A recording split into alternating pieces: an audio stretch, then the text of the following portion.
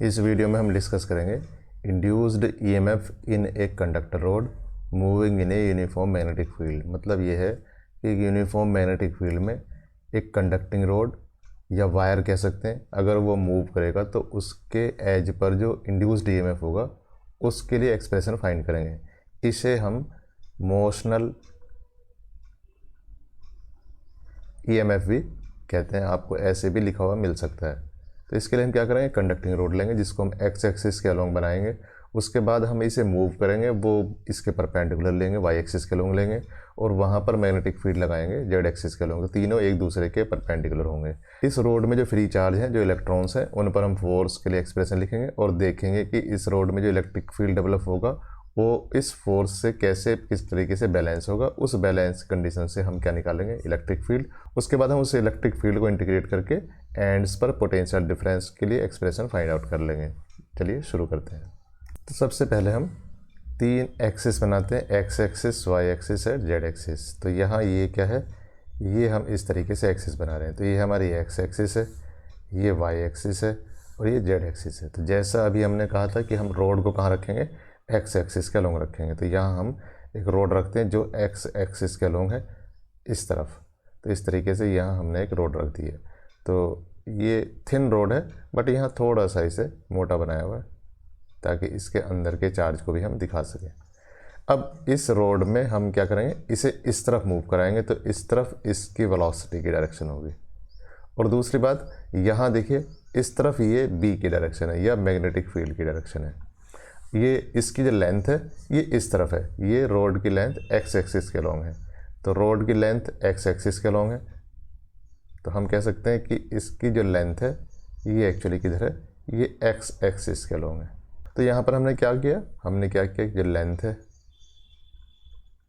वो along x axis है, जो वेलोसिटी है, वेलोसिटी ऑफ रोड हमने किधर बनाया, ये अलोंग वाई एक्सिस बनाया है। और जो मैग्नेटिक फील्ड है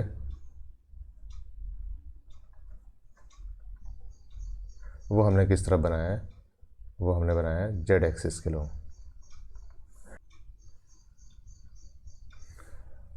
अब इसमें देखिए जो कंडक्टर है, कंडक्टर में फ्री इलेक्ट्रॉन्स होंगे, तो फ्री इलेक्ट्रॉन्स ही मूव करेंगे। तो फ्री इलेक्ट्रॉन्स पर देख लेते हैं कहाँ किस तरफ फोर्स लग रहा है। मान लीजिए ये फ्री इलेक्ट्रॉन है तो इस पर जो फोर्स लगेगा वो v क्रॉस b के अपोजिट डायरेक्शन में लगेगा। अब देखिए यहाँ पर इसके लिए v इस तरफ है, जब रोड मूव करेगी तो इसका जो फ्री चार्ज होगा या कह सकते हैं इलेक्ट्रॉन भी इस तरफ मूव करेगा, और इसमें यहाँ पर b इस तरफ है। तो अगर मैं कहूँ v क्रॉस b तो ये इस तरफ हुआ, बट इसमें चार्ज चूँकि नेगेटिव है तो इसका मतलब इसके फोर्स की डायरेक्शन ये होगी। तो जब ये फोर्स की डायरेक्शन ये होगी, कितना फोर्स होगा, तो ये फोर्स होगा F, यानी कह सकते हैं force on a free charge. कितना हुआ, F equal to q v cross B. क्यों, चूँकि माइनस है और v क्रॉस b किस तरफ है, इस तरफ है, तो F की डायरेक्शन इस तरफ होगी। जब ये फोर्स या कह सकते हैं इस तरफ लगेगा तो सारे के सारे इलेक्ट्रॉन इस तरफ मूव करना शुरू हो जाएंगे। तो यहाँ कह सकते हैं आप किस तरफ क्या हुआ, ये आपके इलेक्ट्रॉन्स यहाँ इकट्ठे हो गए। कहाँ, रोड के इस किनारे पर इलेक्ट्रॉन्स इकट्ठे होंगे। यहाँ इलेक्ट्रॉन की डेफिशिएंसी होगी तो यहाँ एक्चुअली हमारे पास क्या चार्ज आ जाएगा, एक्चुअली हम कह सकते हैं कि ये पॉजिटिव चार्ज यहाँ इकट्ठा हो गया है। तो यहाँ डेफिशिएंसी होगी, इधर इलेक्ट्रॉन मूव करेंगे तो इस वजह से एक इलेक्ट्रिक फील्ड यहाँ डेवलप हो जाएगा। तो वो इलेक्ट्रिक फील्ड की डायरेक्शन किस तरफ होगी, तो इलेक्ट्रिक फील्ड की डायरेक्शन ऐसे होगी। तो इलेक्ट्रिक फील्ड की डायरेक्शन इस तरफ होगी तो रिमेनिंग जो फ्री चार्ज होगा उस पर एक फोर्स लगेगा जो क्यू ई के डायरेक्शन में होगा। अब चूँकि क्यू माइनस है इसका मतलब ई के अपोजिट होगा, तो यहाँ पर एक फोर्स और लगेगा जो इलेक्ट्रोस्टैटिक फोर्स होगा या एफ ई होगा। इसके लिए हम कह सकते हैं कि मैग्नेटिक वाला फोर्स हुआ या कह सकते हैं ये एफ एम हुआ। तो यहाँ हम एफ एम कह सकते हैं, जिसकी डायरेक्शन किधर है, ये डायरेक्शन एक्चुअली किधर है, ये डायरेक्शन है नेगेटिव एक्स एक्सिस के अलोंग। तो यहाँ किस तरफ लगेगा, नेगेटिव एक्स एक्सिस, और ये किधर लगेगा, पॉजिटिव एक्स एक्सिस। तो इन दोनों का वेक्टर सम हमें कितना करना होगा, 0। तो उस पर नेट फोर्स 0 हो जाएगा। इसका मतलब क्या है, शुरू में जब इस पर फोर्स लगेगा तो सारे के सारे चार्ज इधर मूव करना स्टार्ट करेंगे, लेकिन जैसे जैसे चार्ज यहाँ बिल्डअप होंगे ये प्लस माइनस की वजह से इलेक्ट्रिक फील्ड बढ़ेगा और बढ़ने की वजह से ये इलेक्ट्रोस्टैटिक फोर्स इंक्रीज होता चला जाएगा। एक स्थिति ऐसी आएगी जब ये वाला फोर्स इस वाले फोर्स के इक्वल हो जाएगा, तो चार्ज मूव करना बंद करेंगे और वहाँ जितने जो चार्ज हैं वो वहीं रुके रहेंगे, तो ये स्टेबिलिटी कंडीशन आ जाएगी। या कह सकते हैं an electric field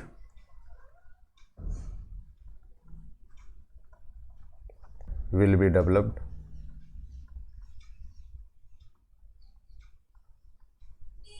due to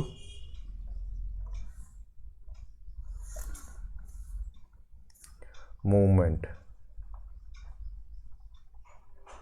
of electrons. The force on electron due to this field, electric field, कितना होगा, ये FE होगा और ये कितना होगा, QE होगा। ये भी वेक्टर क्वांटिटी है, ये भी वेक्टर क्वांटिटी, ये भी वेक्टर क्वांटिटी है। और आप चाह रहे हैं for net force to be zero, यानी कि जब बढ़ते बढ़ते इतना बढ़ जाएगा जो नेट फोर्स ज़ीरो हो जाए तो कितना होना चाहिए, टू बी ज़ीरो।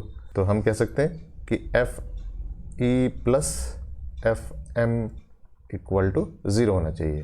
तो इसे रख देते हैं ज़ीरो करके, तो ये कितना हुआ, QE plus QV cross B equal to zero. तो ये कितना हुआ, ये आपका हो गया, Q से Q कैंसिल हो जाता है, तो E इक्वल टू हुआ minus V cross B। E equal to हुआ माइनस V क्रॉस B। अब चूँकि इलेक्ट्रिक फील्ड है, देखिए अब यहाँ पर ये पूरा इलेक्ट्रिक फील्ड है, या ऐसे कह सकते हैं हम, तो यहाँ इसे फिर से देख लेते हैं। तो यहाँ पर क्या होगा, इलेक्ट्रिक फील्ड डेवलप होगा, और इस इलेक्ट्रिक फील्ड डेवलप होने को हम क्या लिख सकते हैं, हम पोटेंशियल के टर्म्स में लिख सकते हैं। तो चूँकि पोटेंशियल इलेक्ट्रिक फील्ड के लाइन इंटीग्रल के इक्वल होता है, तो वहाँ उसे इस ढंग से लिख सकते हैं। तो इसे लिख देते हैं। तो इस इलेक्ट्रिक फील्ड को हम यूज कर सकते हैं उस रोड के एंड्स पर पोटेंशियल कैलकुलेट करने के लिए। तो लिखते हैं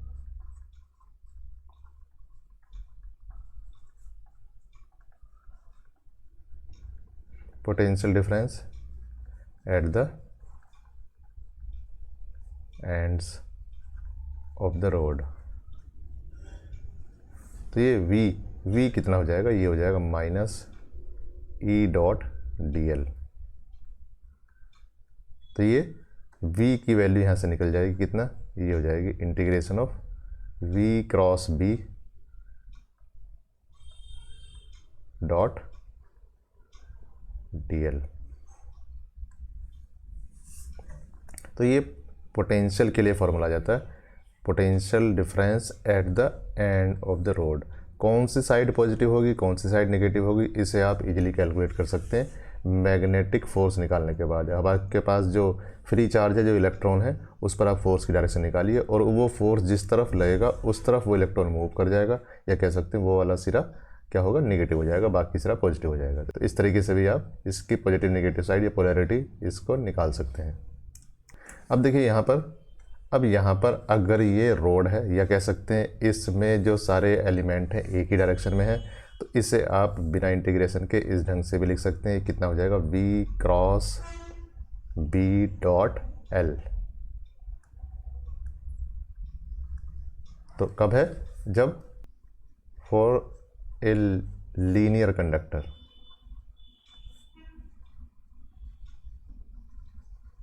और ये एक्चुअली ट्रिपल प्रोडक्ट है।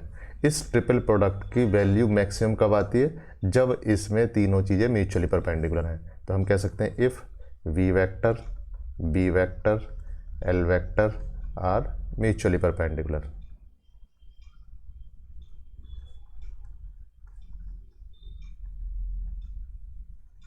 तब ये पोटेंशियल डिफरेंस हो जाएगा कितना, V B L, यानी कि V का मतलब इसकी स्पीड, B मतलब मैग्नेटिक फील्ड, और L मतलब उसकी लेंथ। या ऐसे कह सकते हैं, इस डायग्राम को आप इस ढंग से बना सकते हैं, कई जगह ऐसा ही बना हुआ मिलेगा कि आपके पास यहाँ मैग्नेटिक फील्ड है,